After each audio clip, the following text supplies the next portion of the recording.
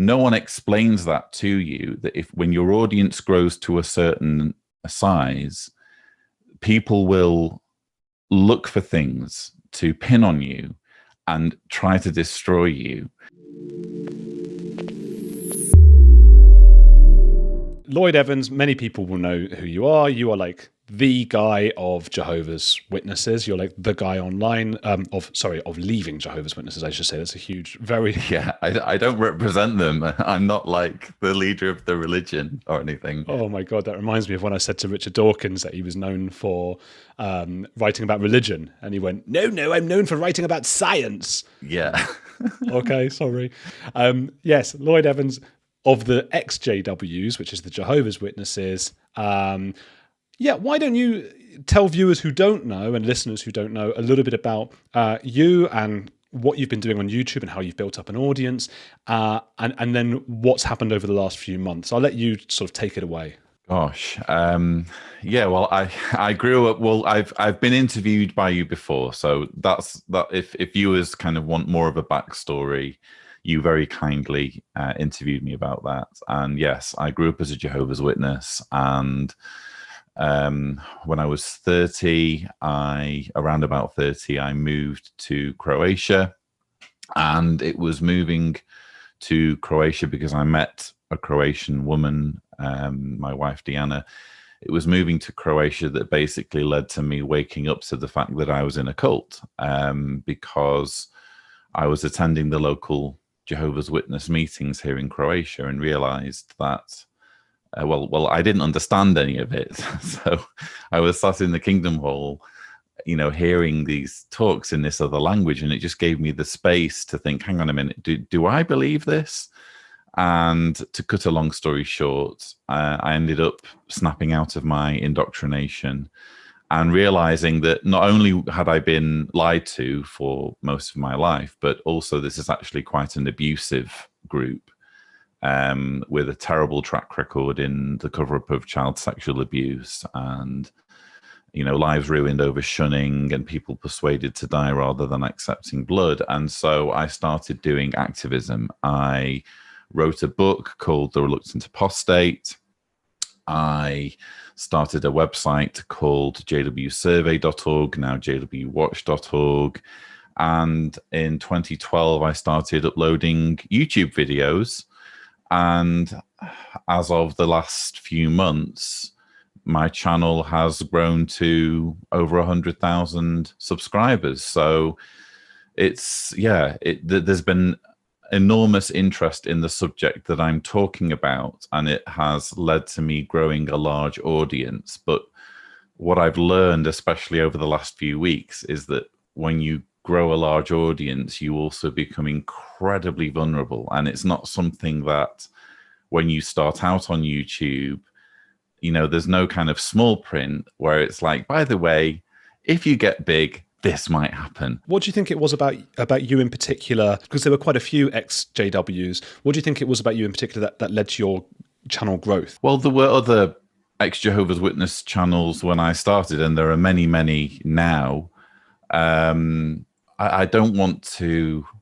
I hate kind of being accused of talking myself up. I suppose that my experience within the organization as an elder and as someone who, for example, I went to a special school called the Ministerial Training School.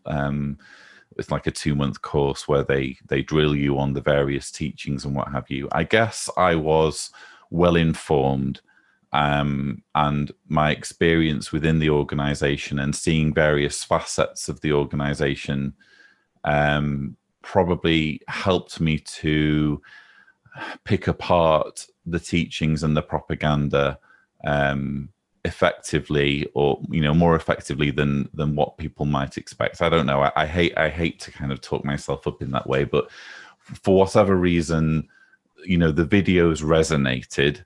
And what's also happened as well is that from 2014 onwards, the organization has become more geared towards producing video propaganda, so that there's now just this constant barrage of very coercive material coming out of Jehovah's Witnesses, which, of course, when you're a YouTuber and a YouTube commentator, gives you no shortage of material to be talking about. So I am not spoilt for choice when it comes to, thinking of topics to discuss, because I've got more material coming at me, or Jehovah's Witnesses, I should say, have more material coming at them than I can possibly even begin to stay on top of. And so it grew to a huge channel, and you became, synonymous with Jehovah's Witnesses.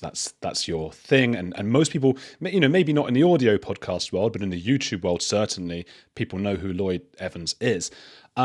And then things have started to take a bit of things have been up and down over the last few months regarding your mental health, and all sorts of different things coming out on Twitter. Allegations are being made, legal proceedings are being talked about.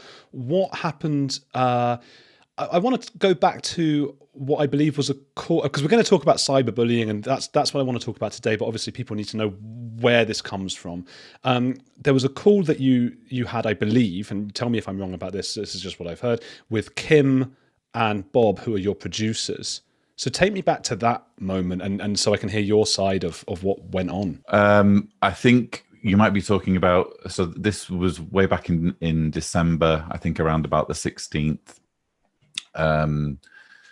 I had a call with them because for quite a few days, I think a couple of weeks, my wife and I had been dealing with basically my infidelity to her. My wife had discovered that I'd been unfaithful. And so, that led to very difficult conversations, obviously, between me and my wife. And it's a very, very stressful time, in any kind of relationship. When there is infidelity or any kind of issues of that kind, where you're wondering whether you need to get divorced, there are children involved. It was an incredibly stressful time. And it just reached a point where, because I was working with various people, two individuals who I was working with most closely, Kim Silvio and producer Bob. Very important to call producer Bob because it's a synonym, and their anonymity needs to be preserved. I just felt it was important to bring them up to speed on what was happening behind the scenes. And I have to say that they were incredibly supportive. I was actually kind of surprised at how supportive they were. I was thinking, wow, I'm really, making myself vulnerable here and showing the very worst side of myself, albeit to people I work with closely who are my friends. But, they could potentially take this really badly and, say, I want nothing more to do with you. You've unveiled yourself to be an undesirable person to work with, so we're calling it quits. But they didn't do that. They instead, we set up a meltdown support group, is what we called it, because the truth is that I was in a very fragile state with my mental health. I didn't know what was going to happen in my life. And so they decided to basically support me and help me through it. And that's basically where everything, I guess, really started to go wrong, because while the problems in my marriage were a whole level of difficult and challenging to unravel, what's really provided the most stress, I would say, over the last few weeks is the fact that the things that I shared confidentially ended up being blasted online. But not just the fact that my confidence got violated, it was the fact that a whole bunch of stuff was said about me and my private life and my work that just isn't true. And that, again, it's hard enough dealing with the reality of it, but to have to actually explain to people, no, actually this didn't happen, and no, that didn't happen, it's so difficult to navigate through that. So we should set the record straight then. And I would say, I think you are on the right podcast to talk about this, because I mean, for me, it's all about no moralizing, no thinking that I wouldn't have done the same as other people in their situations. I've had pedophiles on here. I've had psychopaths, murderers. So, and I find people often get most annoyed by things that are not the same as murder. The things that they can imagine that they might have done but didn't. I feel that that's what winds people up a lot. At the same time, we need to get to what happened, and obviously, allegations are, and I think you've admitted to this, that it wasn't just extramarital affairs. It was prostitution. Is that right? So well, I didn't want to have any relationships outside of my marriage. So yes, it was. And just to be absolutely clear, it was prostitution leading up to, before the conversation took place in December. So, yeah, that it was with sex workers that I was unfaithful with my wife. Yeah. And look, a lot of people are unfaithful with their wives, with sex workers. And I think the issue that a lot of the community have, of course, is that you've been a leading advocate against sort of sex trafficking and that kind of thing.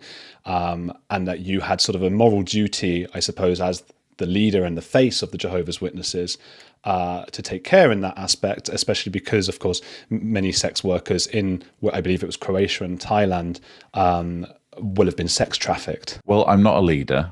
I'm a guy who talks about a religion.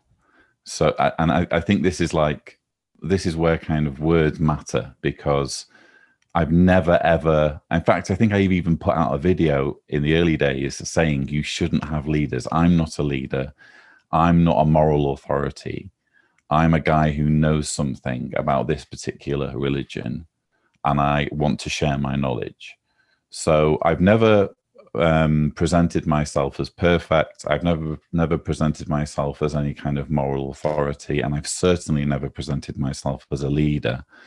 Yes, you're right. I am an advocate against the cover-up of child sexual abuse.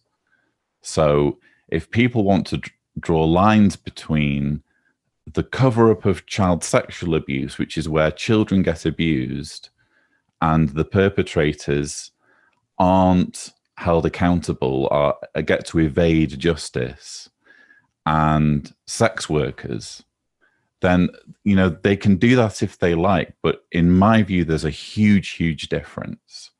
And so what's happened is, and I hate to kind of sound like all woe is me, because I'm very mindful of the fact that we're having this conversation in the context of a country at the moment that's being blown to pieces and children being bombed and that kind of thing.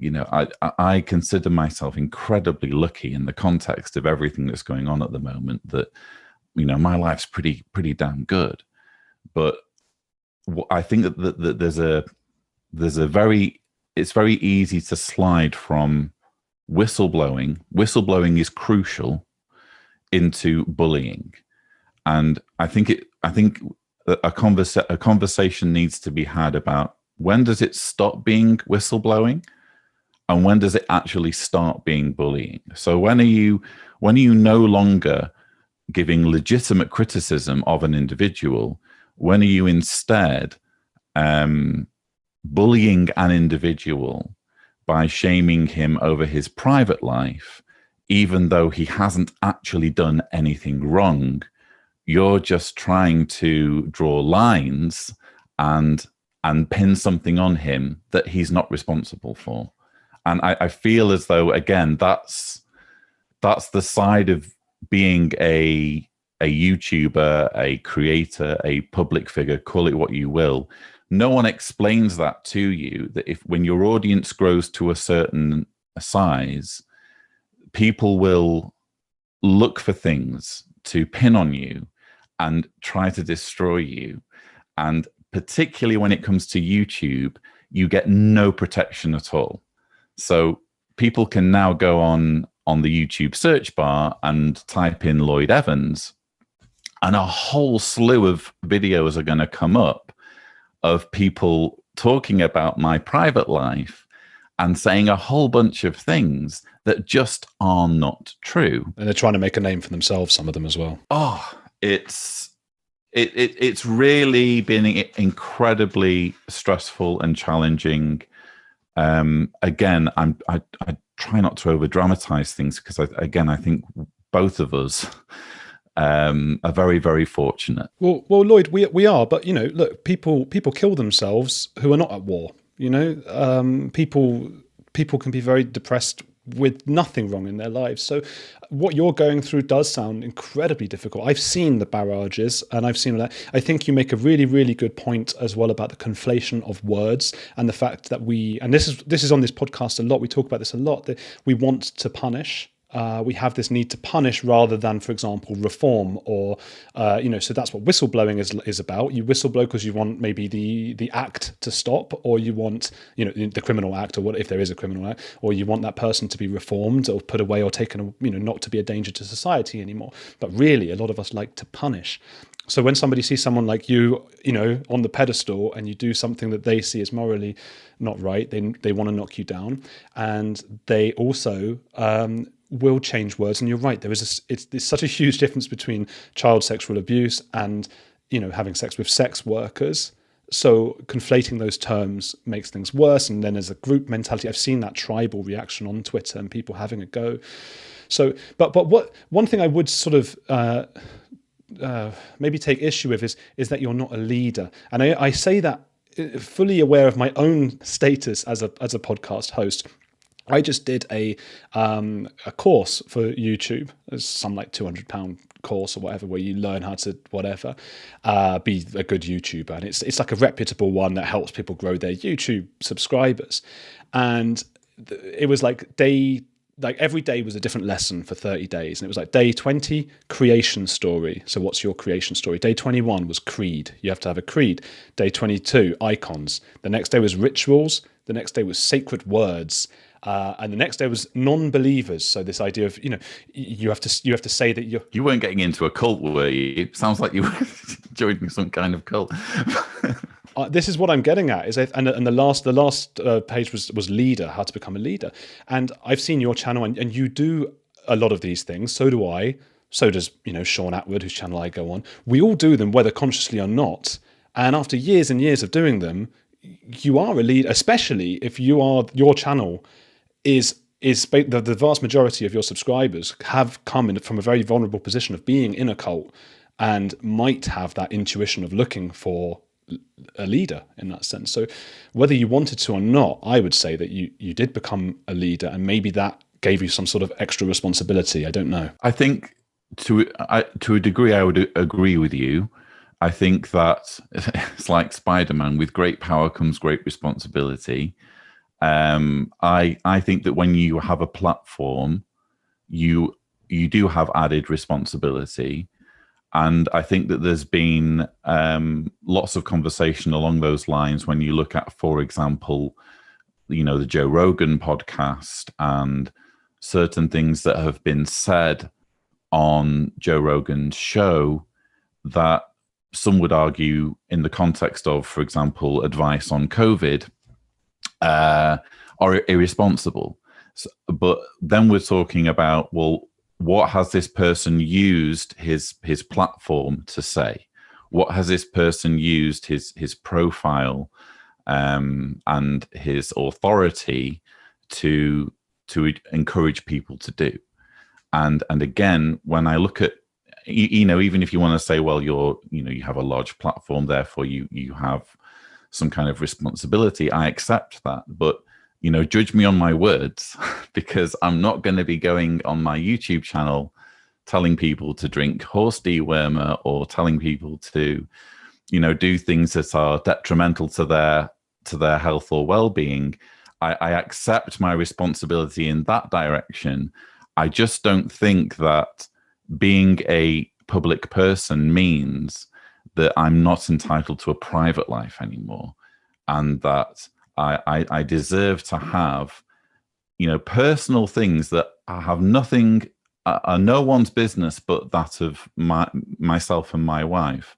Oh, well, therefore we need to talk about that, because what he did in this department of his life is objectionable. I don't accept that, if that makes sense. So I am on board with you that people with large platforms have a responsibility. I just think that there's a limitation when it comes to what we can reasonably expect of a fallible human being when it comes to their private lives. I think a lot of people would agree with you. And again, I want to constantly reiterate that I don't intend to judge, and I definitely don't think I wouldn't have done the same thing and all of that thing. But I am trying to look into why a lot of the community are so angry. And I suppose when you say judge me by my words, they might respond, judge me, well, I'll judge you by your actions. And of course, there has to be a limit. As I get what you're saying about the private life, but also, I mean, what if you killed someone? What if you did? There has to be at some point where people go, hang on, and they think that you crossed that line. You don't think you did. You must have been aware with the sex workers that a lot of these would have been trafficked as children, and that is sort of goes against something that's very important to you, which is the protection of child sex trafficking and that kind of thing, right? I've only ever had sex with consenting adults. I don't mean to, I'm not intending otherwise. I understand people's concerns about sex trafficking and that kind of thing, but ultimately the bottom line is, are we talking about sex between consenting adults, or are we not talking about sex between consenting adults? Well, I suppose with prostitution, it's a blurry line with regards to consent and where that we don't know.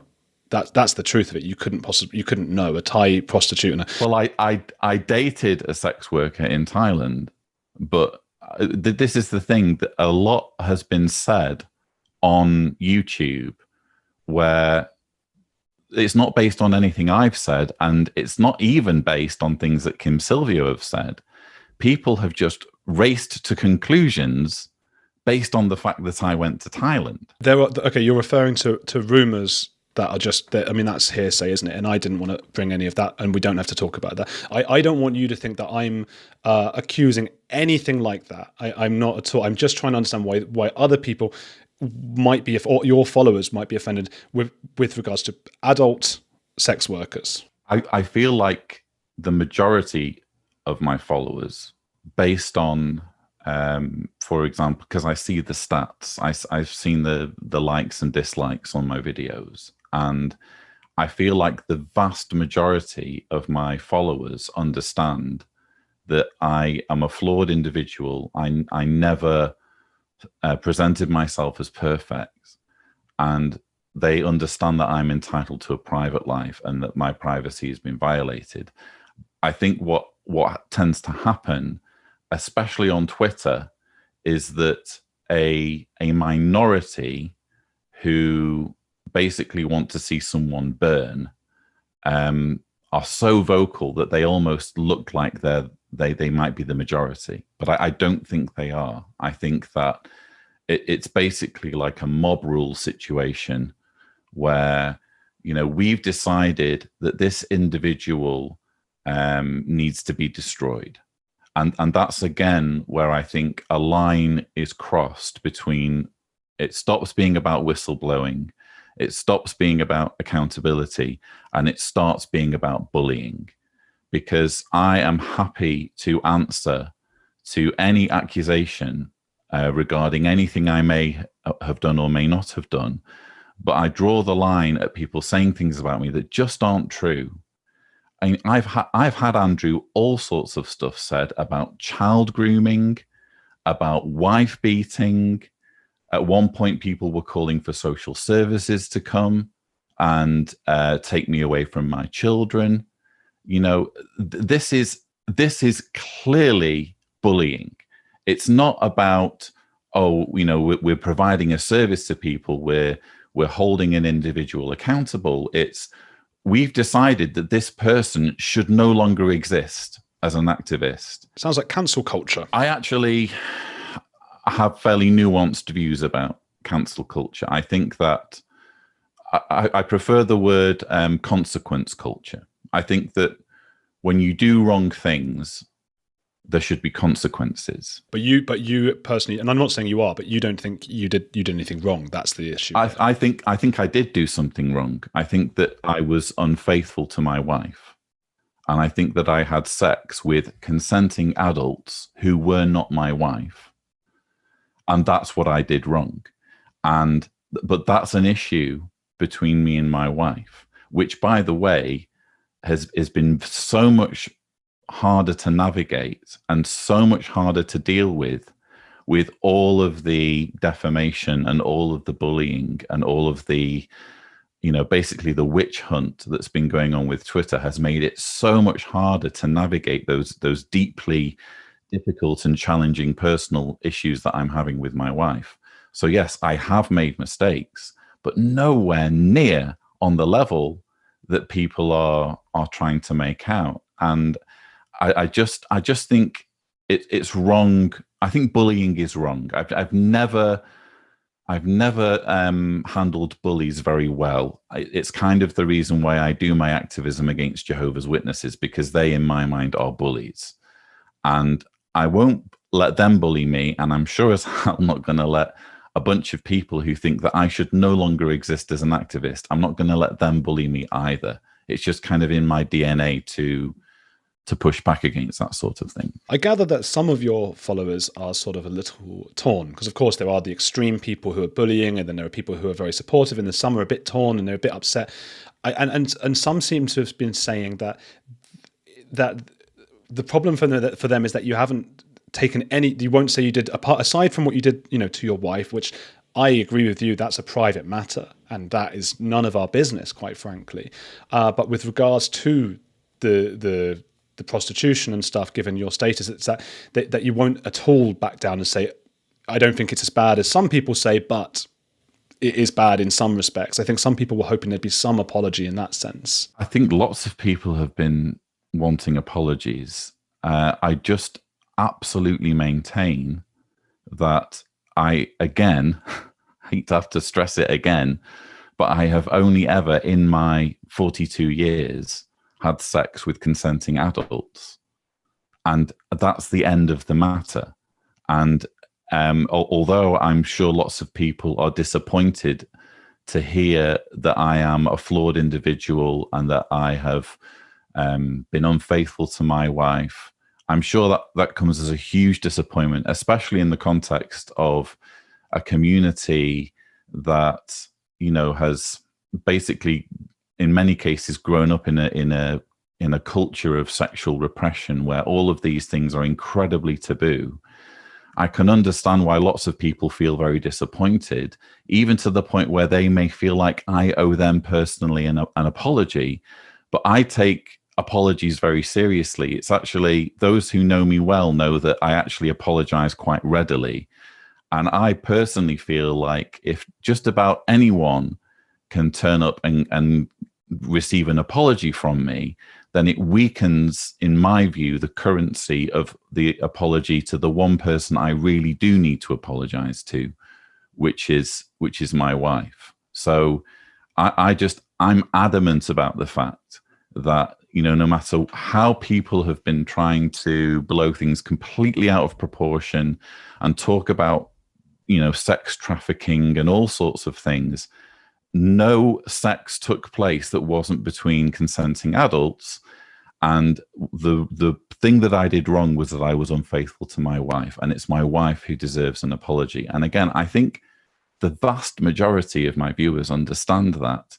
I'm never going to be able to satisfy every last person on Twitter, especially when a good number of people on Twitter very clearly have their knives out for me and just want to see me. I almost feel like they just want to see me destitute on the street, or maybe even jumped off a bridge or whatever. They want to see me out of the picture altogether. They can jump up and down all they like about demanding an apology, but I can only apologize when I do something wrong, and the person who deserves an apology in my mind is my wife. It's a tough one. It's that conflation of like people trying to suggest you did something that you didn't, and as you say, it was only adults. It's just that issue of consent and the history of with prostitution in Thailand, and I don't know too much about Croatia. You can never know. And again, I don't intend to moralize. Well, the only thing I've ever said about sex workers was regarding before going to Thailand. This is, again, and if you think about it, there's a sort of, I don't want to say kind of racism about it, but to suggest that this is all that can be said about Thailand. This is the last word on Thailand. And that's not to minimize that there aren't huge problems with sex trafficking in Thailand. But, to suggest that when you go to Thailand, oh, well, it must be because of this. It must be because of sex trafficking. Well, what you're doing then is you're, in a way, being incredibly condescending about an entire country. I went to Thailand because I wanted to go to Asia for the first time and experience somewhere completely new and, to my mind, exotic.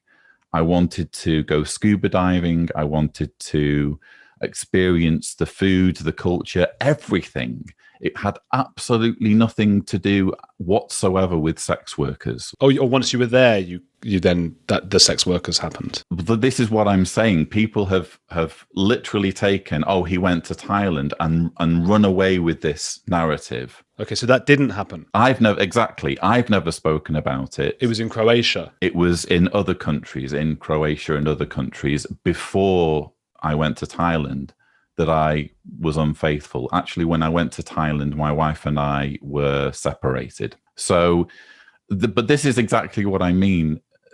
People just kind of run away with these narratives, and they forget that there's a real person at the bottom of all of this, a real person with a real private life and real children and real mental health problems. I don't mind telling you, I've had to start taking antidepressants in just the last few weeks because it's been so overwhelming. And it feels like, as of now, things are starting to get a little bit more manageable and common sense is slowly starting to kick in. And people are, I feel at least, starting to think, hang on, this is a normal guy who's allowed to screw up from time to time, and he doesn't deserve to be bullied like this. That's at least the perception I'm getting. And it's getting slowly more manageable to deal with it all. But you're right in what you said earlier, that, we're talking about mental health here, and no one prepares you for any of this when you first start making YouTube videos. Oh, by the way, one day when people type in your name in the YouTube search bar, all of these videos are going to come up linking you with child grooming, sex trafficking, blah blah blah. It really does a number on you. I would say at this point, like anyone listening or watching who's got the daggers out and the knives out right now, I would say, I feel that way about things a lot as well. We all do. We want to punish and things. We go, that person has done something bad, let's kick them out of our tribe. And I would just say, let's try and be aware of that feeling inside us and go, okay, where does that come from? What place does that come from? And there is a human being at the end of it. And I'd always say, remember the human. I'm sounding quite culty now. Well, just be kind, and again, we need to be able to hold people accountable. When people abuse their position and abuse their platform, and particularly when we're talking about cults that cover up crime and drive people to suicide through shunning and that kind of thing, these individuals and these organizations, we need to be holding them accountable. But that culture of accountability is never an excuse for bullying. It's never an excuse for just rounding on an individual and shaming them over their private life.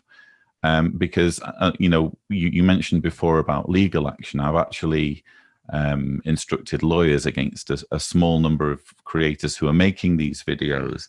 I very strongly feel, and it wasn't something I undertook lightly.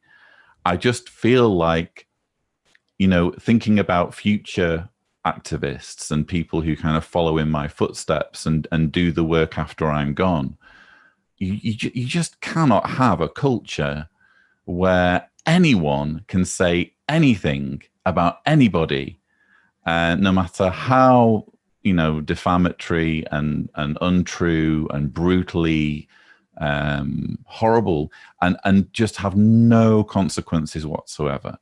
And this just, oh, hey, it's just entertainment, it's just for YouTube. I think well, first of all, I think YouTube should be doing more so that people like me don't need to bring in the lawyers. But if YouTube's not going to do anything, what choice do I have? Because we're talking about 10 years worth of work, really, really hard work that's in many cases come at the expense of spending time with my kids.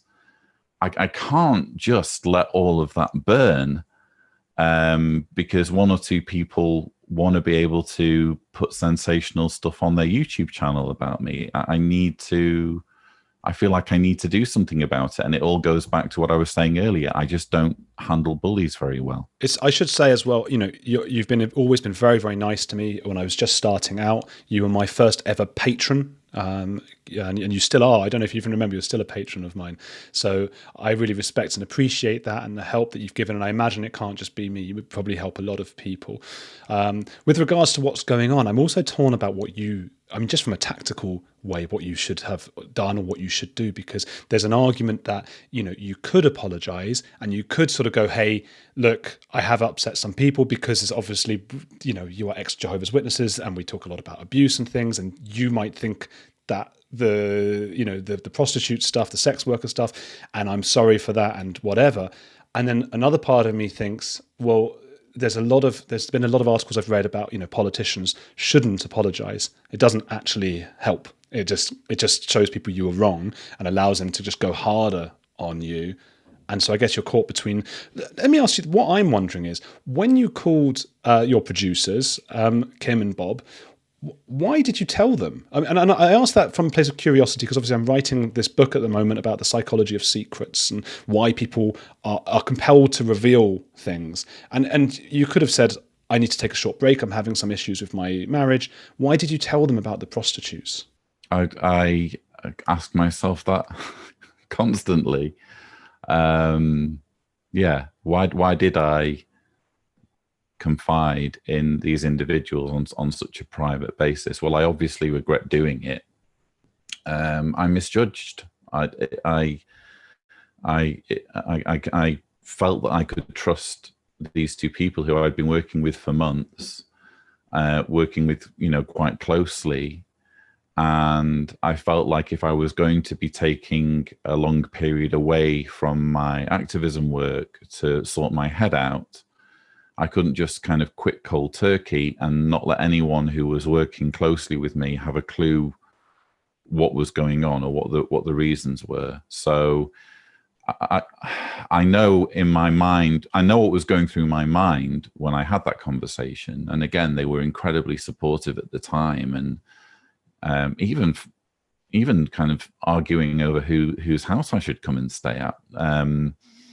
But yeah, I feel like if one of the biggest issues that I now have in the wake of all of this kind of controversy is that my trust in not just my fellow human beings, but specifically ex-Jehovah's Witnesses has been completely annihilated, to the point where I'm really, really going to struggle now to collaborate with other ex-Jehovah's Witnesses due to this, which is a real shame, because I actually think that people from cult backgrounds kind of coming together and collaborating and working together can achieve an awful lot and achieve some really beautiful things. And it saddens me that I no longer have an appetite to do that, with other ex-Jehovah's Witnesses anywhere near like I used to. But it's just inevitable. When you have your confidence violated in the way that I did, it makes it very, very difficult to trust people again. I suppose there's a mixture of people, and there'll be those who just have the daggers out because they're jealous of you. They might want to replace you. They might just be tired of seeing the same guy. I remember with celebrities, for example, David Beckham or whoever, once they get that big, we want to knock them back down. And then there are other people maybe who just have different morals to you, and neither is right or wrong. You just see the world differently. And there'll be, maybe the case was with your producers, that they at the time didn't really take it in, and over the next few weeks it started to sort of contradict their morals. and they thought, I can't keep this quiet, and people are, giving their patron money to you and supporting you in the same way they do to me. And maybe they thought they had a duty to get it out there. They think in a different way. Yeah, I'm glad you mentioned the Patreon money, because that's actually something I wanted to talk about. But yeah, everyone should be entitled to change their minds. Definitely, I agree with that. So just because I agree with what Andrew's doing 1 week doesn't mean that, a couple of weeks later I don't actually, think, hang on, actually, what Andrew's doing is really, really shitty. I suppose if I did change my mind, though, I'd be upfront about it, and you'd know about it straight away. And I think if people were to kind of see, the things that were being said to me and how supportive they were, like, for example, over WhatsApp and what have you, right up to the point where we had a disagreement and then things started to deteriorate, I think they'd be pretty shocked, because the narrative that Kim has been sharing is that almost immediately upon me confronting her with my infidelity, a pact was made so that they would both quit, but they would first see me through my crisis. Well, that's nowhere in evidence, in my view, when you look at the things that were said to me in the WhatsApp exchanges and how supportive they were. There was no clue whatsoever that they had any kind of moral issues or anything of that nature. But as regards Patreon, and this is a good example, I think, of how, again, facts can just fly out of the window, and people can just spiral off with saying things that just aren't true. So one big narrative is, oh, he's used his Patreon money on sex workers. He's used his Patreon money on Thailand. And one thing that I regret about my live stream, which I did kind of in a very reactionary state of mind, and not a good state of mind to be addressing such important accusations. One of the things I said was, do doctors who receive money for helping people, do they have to account for every last thing they spend their money on? And I still feel that way. I feel like it's either your job or it isn't. And, nobody should be chasing after you and asking for your receipts for how you spend your personal funds. But when it comes to Patreon money, I've always taken my patron pledges incredibly seriously, and always reminded patrons that their funds are being churned back into the channel, so that, for example, I am upgrading my equipment, hiring a video editor, expanding the studio. That's where the patron funds go. For 2021, I think there were only 2 months in 2021 where the Patreon money was more than the Google ad revenue. So in other words, the Google ad revenue in 2021 was the most substantial money coming through for my activism work. So nobody can say, when it comes to me spending my money, my personal funds on a given thing, oh, he's spent his Patreon money on this. No one can say that, because actually it's not just Patreon money, it's the Google ad revenue. I also have 2 books, so I receive royalties from that, etc., etc. It's quite simply a lie to say, oh, Lloyd spent his Patreon money on this. But the lies do a lot of damage, and I've lost well over 200 patrons since all of this. Each one would have been paying what, £3? Well, let me just say this. You know how long it takes to grow Patreon. So 200 patrons, we're talking about being knocked back over 12 months in terms of growing Patreon. And the last time I calculated it, I haven't done the latest numbers, but the last time I calculated it, it accounted for more than Tibor's wages, more than my video editor's wages in lost pledges. And and I can tell you that, because when you do Patreon, you get the exit surveys through, don't you?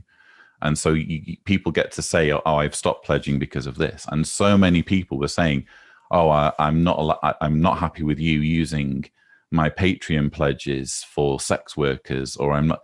And so they bought into this, but by the time they've stopped pledging, the damage has been done.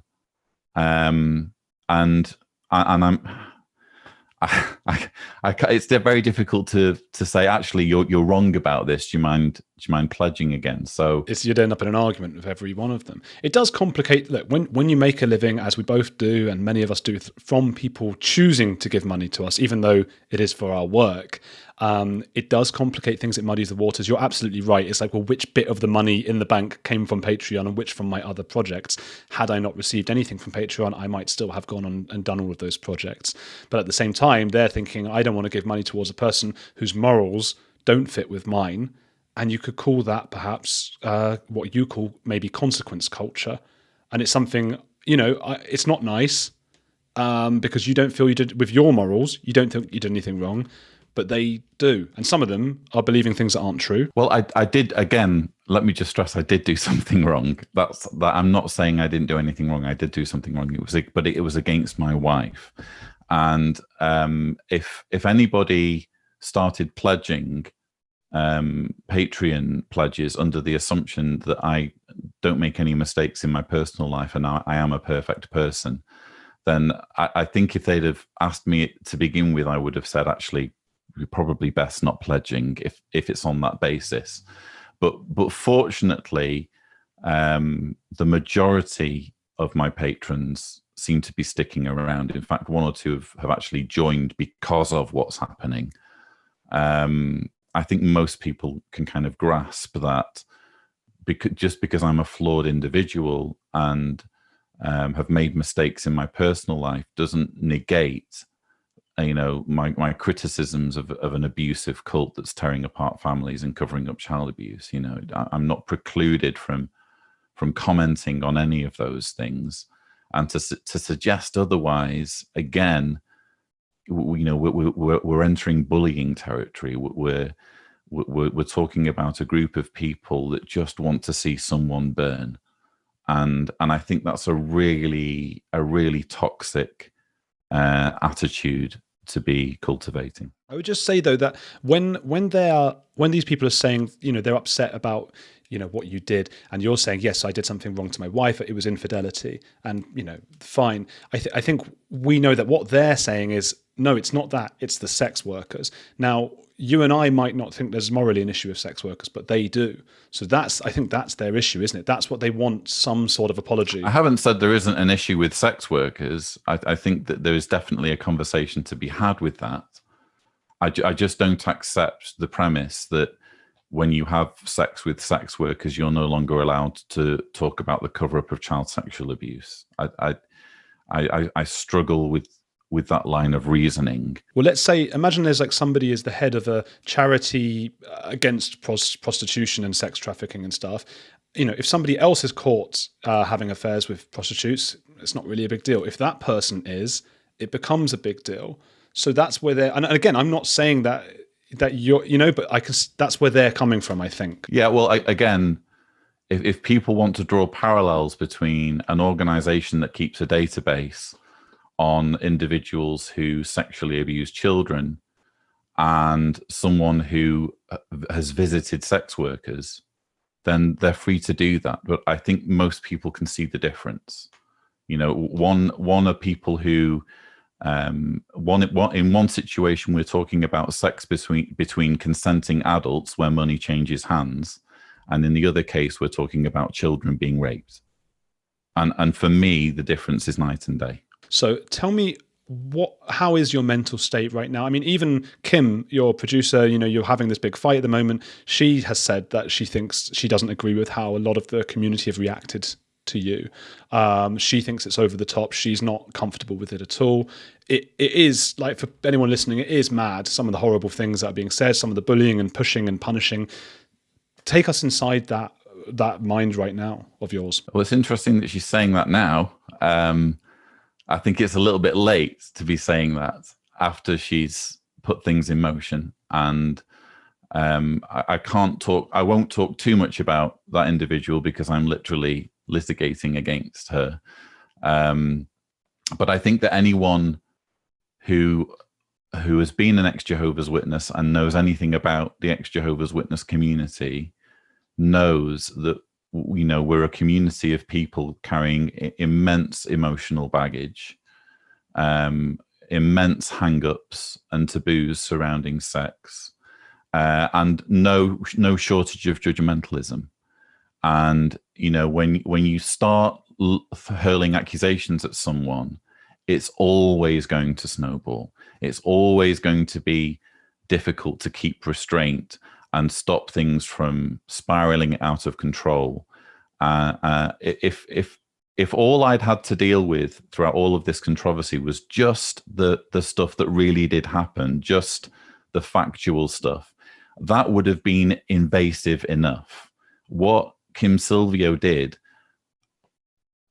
was so invasive, Andrew.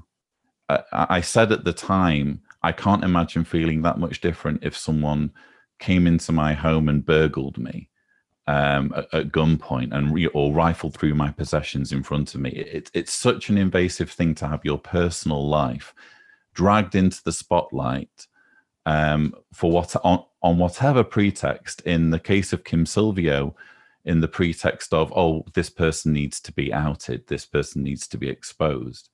But then to have to deal with all of the other stuff, all of the stuff that's untrue, like I mentioned about Patreon funding and, you know, sex trafficking and all of those sorts of things. It's hard enough dealing with the true stuff, but layer on all of the defamation and all of the insinuation and all of the lies. It really has pushed me over the brink.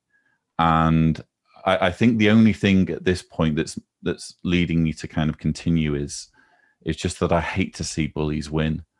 And I have, you know, still so much support from my patrons, and it's clear from my viewers and the comments that are coming through on the channel that people believe in what I'm doing and want to see more of it. But I've actually spoken to other creators who've been through similar to what I'm going through. And it's left them shell shocked. And they're like, I spoke to one who's literally training to become a carpenter because that person wants to walk away at some point in the future completely from creating content on YouTube because there's no protection. You know, once the mob decides that you need to be destroyed, you know, you just get torn to pieces, and there's no recourse. There's no kind of independent arbiter on YouTube who you can go to and say, you know, these dozens of videos that are accusing me of child grooming. Do you mind taking those down? There's no way of doing that. And the internet doesn't forget. The internet remembers. And I've got 2 kids. One's just had her 3rd birthday. The other is 7. At some point in the future, they're going to have to deal with all of this stuff that's floating around online. And all I can do right now is do what I'm doing, which is hire my lawyers and hope that at some point in the next few years, you know, the people who are doing this are held accountable so that I can point to them and say, look, you know, they did this, I responded, and here's the outcome.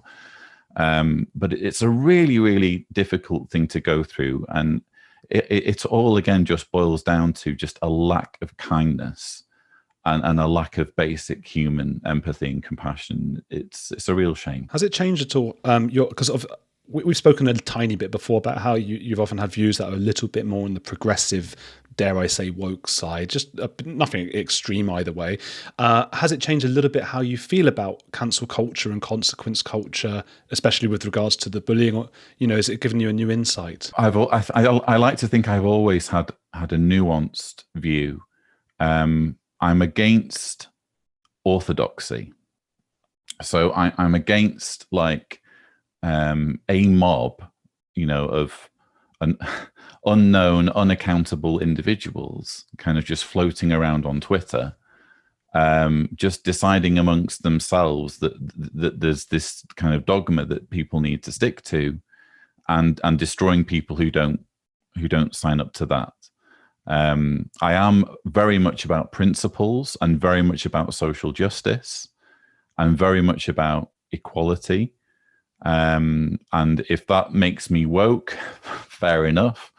But I like to think that my position is nuanced when it comes to cancel culture. So I think that, like with anything, almost anything can be weaponized. Almost anything can be taken to an extreme. And woke culture can be taken to an extreme and can be weaponized and can be perverted.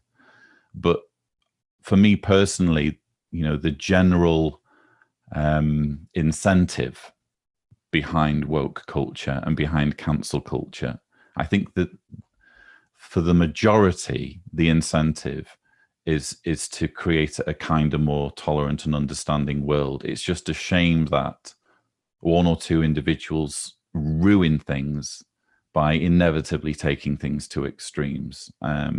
So I guess that's all I'd say on that. How are you going to be, Lloyd? How are you? What's going to happen now? It's just a case of taking each day as it comes. I'm definitely in a better place now than I was, I would say, 2 or 3 weeks ago. The antidepressants are helping. I'm told that it takes a month for you to start to feel effects, but I like to think that in terms of no longer feeling just the overwhelming despair, I like to think that I've turned a corner already, or at least I hope so. There's still no shortage of stuff to talk about in terms of Jehovah's Witnesses.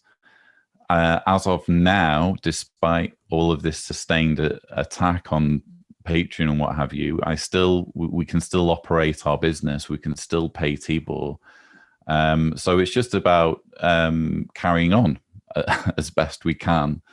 Again, it's the biggest challenge, I think, has been trying to sort through my own mental health and specifically my personal issues in my family with all of this noise going on in the background. And that's very much ongoing, and I think has probably been stunted due to everything that's been happening. It's definitely made it harder going and slower to deal with, in my opinion, that more important side of my life. And so I guess it's a bit too early to say where the chips have fallen in that department. But I think broadly speaking, I feel like I hope I've hit rock bottom. It's one of those things where when you're going through it, you think, oh, now I've hit rock bottom, and then you fall again, and oh, okay, oh no, I'm falling again. And I hope, touch wood, that I've hit rock bottom and it's upwards from here. I hope so too. And if you need any example of somebody who can overcome that stuff, look no further than Sean Atwood, who I do his show on Wednesdays. He just lives with it. Because I was thinking as well, like, I would say something, tedious, like, well, time's a healer, Lloyd, it'll be all right. But time's not really a healer on YouTube, because in 10 years, people will still be writing comments, will still be having a go. Some people just because they feel like it. And Sean still gets those because he's got 700,000 subscribers or whatever. So he's always got people doing it. And you just go, oh, there's a troll, get him out. There you go. And he just smiles and gets on with it. So hopefully at some point you'll be able to feel that way about it. Maybe, is that the best case scenario? Best case scenario for me is that, I'll make a few more videos. I've still got things to say, but I kind of dream of one day just being in glorious isolation, like in the new Star Wars trilogy where Luke's on this island. That's just my dream, of just being on an island somewhere and just being in glorious isolation and maybe just writing books, because I'm a writer. I've written 2 books, and I'd love to just be a writer and maybe have a boat and go fishing at weekends, and that's that, and being with my family, having time for my family. That's basically my dream. And it's good to have something to work towards, even if I'm not there yet. How are your family all right? Yeah. It's, again, It's been incredibly challenging for all of us.